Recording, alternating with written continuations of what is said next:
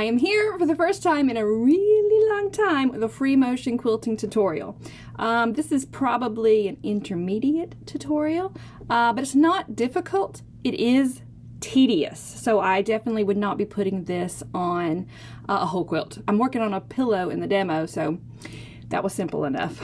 It's a little cascading floral daisy, whatever you want to call it. I'm calling it the daisies, and they're kind of topple on top of each other, so you're not quilting any whole daisies. It's always half a daisy.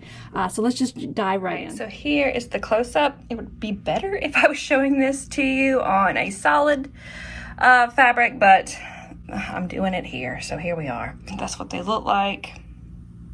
They're pretty cute. I like it, but like I said, it's really, really tedious. One thing that I noticed was that the first time I gave it a go, I wasn't making these stems long enough, these little stems in the center of the petals. I was kind of stopping right here, and I couldn't figure out why it didn't look cute, but when I extended it, it did. So that's kind of one small thing to watch out for. I'm quilting on my Bernina Q20.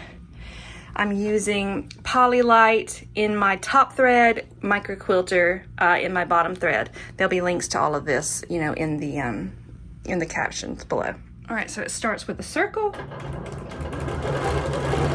Make your circle, and then go all the way back around the circle.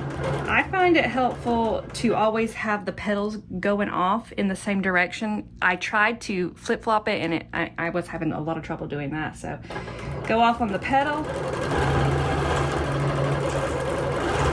and then right on that, just stay on the circle when you come back, and then make your long stem, go back down it, and then keep following that circle that you made. Make your second petal, come back for the stem,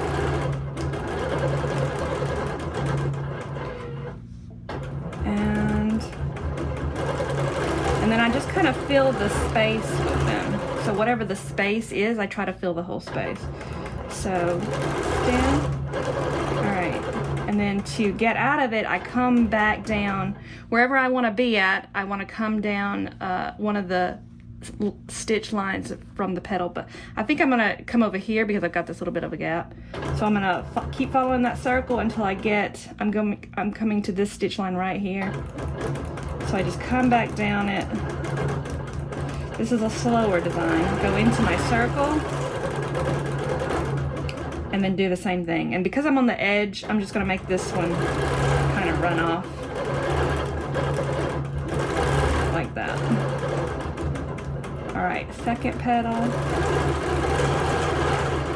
I kind of make them different shapes, making them all a little bit different. Oh, it looks more natural, but also I don't get stuck having to try to make everything perfectly the same.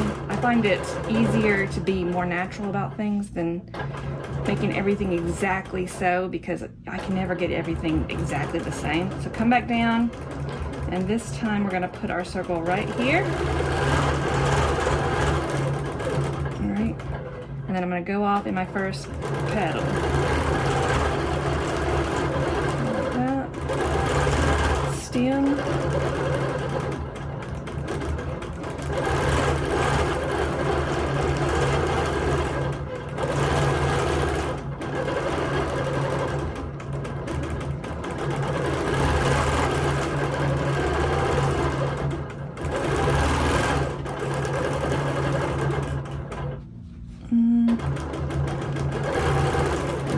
Small, that's okay, just like that. All right, I think I'm gonna come right around in here.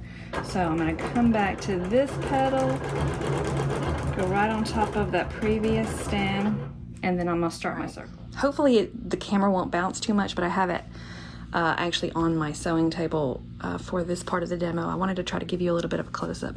I came off that petal before, and I've made my circle, and then we're going to start making petals. I want to fit a small petal in here, and then go around it, making those petals and the stems. You can see they're all different. so it doesn't get me trapped in one look, or, you know, again, trying to be just so.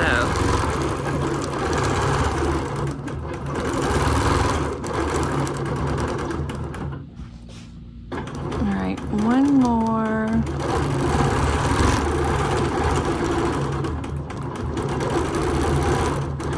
And then to get in different directions, I just choose, you know, which one of these petals I want to come out in. Got a hole up here, so I will actually try to come out way over here.